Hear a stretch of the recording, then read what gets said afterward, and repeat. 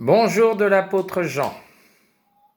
Comme je le dis toujours, et je le répéterai, invitons dans nos maisons, dans notre cœur, le Seigneur Yeshua, Jésus-Christ de Nazareth, l'auteur de la vie, l'auteur de l'amour, l'auteur de la vérité. Ô Seigneur, nous t'aimons Seigneur. Pour cela, nous t'invitons Seigneur maintenant au milieu de nous, dans nos cœurs, dans nos maisons. Seigneur, viens Seigneur Yeshua, car tu viens dans toute maison où on t'invite Seigneur. Et je t'invite à cet instant Seigneur, à travers cet enseignement Seigneur, afin que tu me conduises par ton esprit, car le vase de lui-même ne peut rien faire.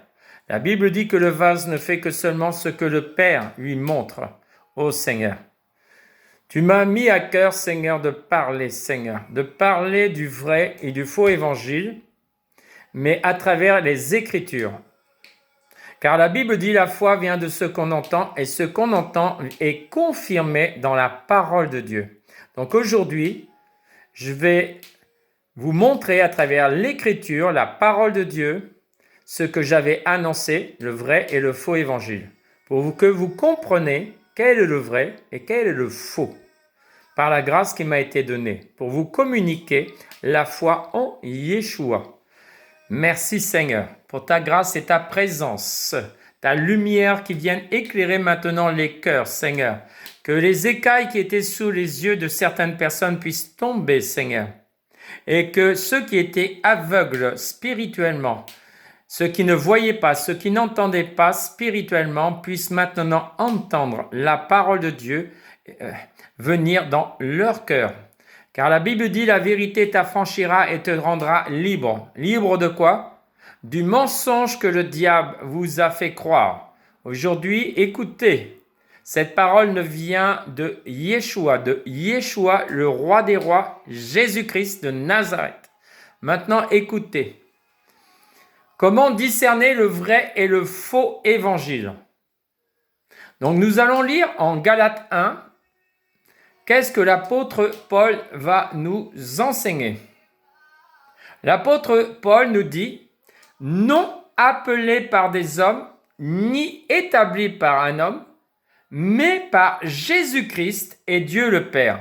Donc, première des choses, vous voyez, tout ministère, tout vrai ministère est appelé non par les hommes, ni établi par des hommes, mais par Jésus-Christ et Dieu le Père. Premier point à retenir.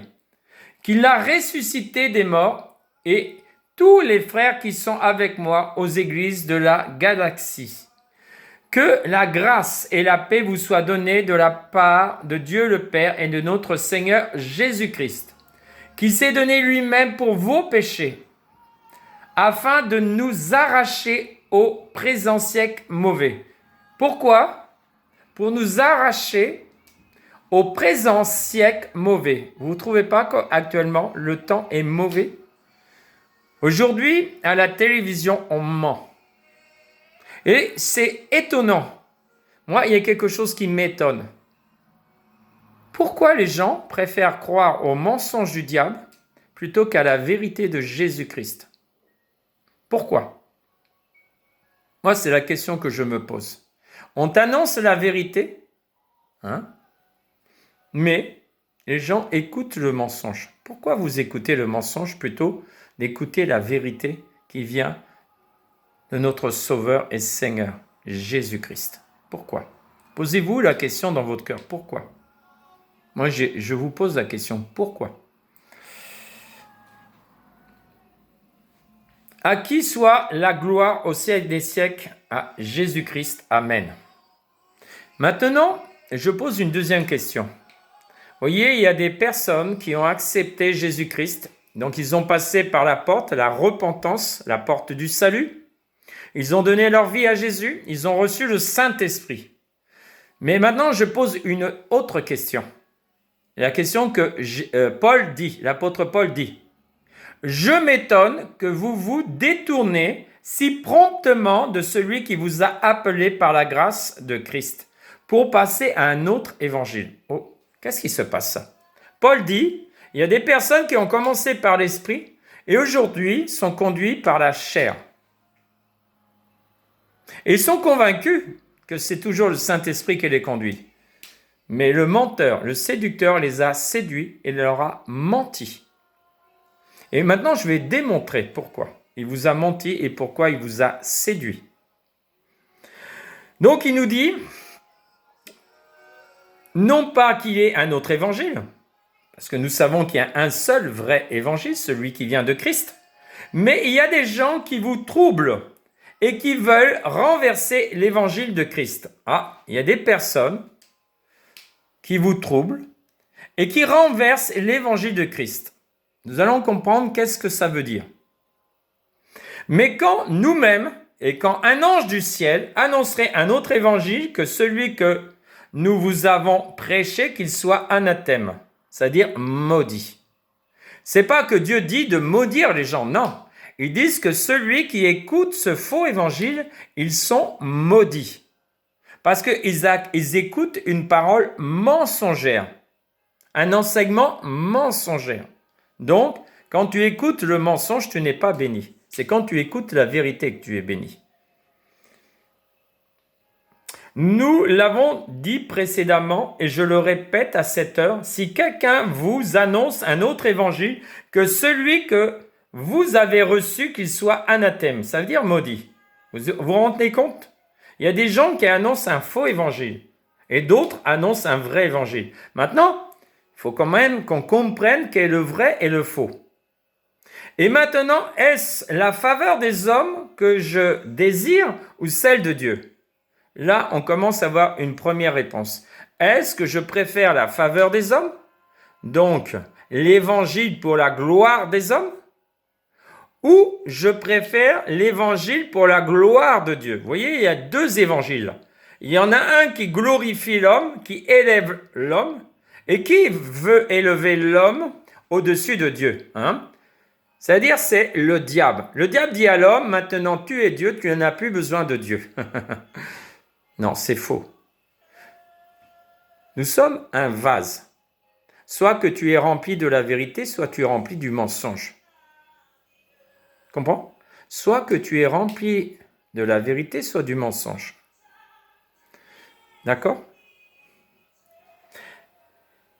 Est-ce que je cherche à plaire aux hommes? Paul dit, est-ce que je cherche à plaire aux hommes? Si je plaisais encore aux hommes, je ne serais pas serviteur de Christ. Ça veut dire que si je cherche un évangile qui glorifie l'homme, je suis dans l'erreur. Vous voyez, aujourd'hui, il y a trop d'hommes de Dieu qui font des affiches, on ne voit qu'eux et on ne voit plus Jésus-Christ. On ne voit plus Jésus-Christ, on voit leur visage. On ne voit plus Christ. On voit leur visage. Ils se sont élevés au-dessus du Christ. Et je dis à tous ces ministères, je ne vous condamne pas, mais vous avez été séduits. Vous avez été séduits, je vais vous démontrer comment vous avez été séduits et pourquoi aujourd'hui vous êtes dans un faux évangile. Je vais vous me démontrer. Je vous déclare, frères, que l'évangile qui a été annoncé par moi, donc par l'apôtre Paul, n'est pas de l'homme. Écoutez-moi bien. L'évangile que l'apôtre Paul prêchait, il dit, ça ne vient pas de l'homme, mais ça vient d'une révélation du Christ. Car je ne l'ai reçu ni appris d'un homme, mais par révélation de Jésus-Christ. Comprenez? Le vrai évangile. Un jour, Jésus va dire à Pierre et aux apôtres, la foule dit qui je suis. Et en résumé, toute la foule disait c'est un prophète. Donc un prophète de l'Ancienne Alliance, Jean le Baptiste, enfin un certain nombre de réponses, mais qui étaient toujours dans la même direction, prophète. Mais ce n'était pas une réponse exacte, ça veut dire c'était une réponse multiple. Maintenant, Jésus les regarde, tous les disciples qui vont devenir les apôtres, et il leur pose la question, et vous? Vous vivez avec moi? Vous mangez avec moi? Vous voyez que vous revenez avec l'autorité de chasser les démons, de guérir les malades, toutes ces choses. Mais Jésus a dit, ne vous réjouissez pas de cela. Réjouissez-vous que votre nom soit inscrit dans le livre de vie. Voilà, Jésus dit, attention, réjouis-toi quand ton nom est écrit dans le livre de vie. C'est là qu'il faut que tu te réjouisses. Bon. Et maintenant, nous comprenons que qui va donner la bonne réponse? Pierre. Celui qui va devenir l'apôtre Pierre va donner la bonne réponse. Il va dire, tu es le Christ, le oint de Dieu. Et Jésus lui dira, tu es heureux, Pierre, parce que ce que tu viens de recevoir ne vient ni de la chair ni des hommes, mais de mon Père qui t'a révélé par le Saint-Esprit dans ton cœur la bonne réponse. Vous voyez, l'Église qui est basée, les vrais ministères qui sont basés sur la vérité, reçoivent du ciel la révélation de la parole de Dieu. Voilà les vrais ministères.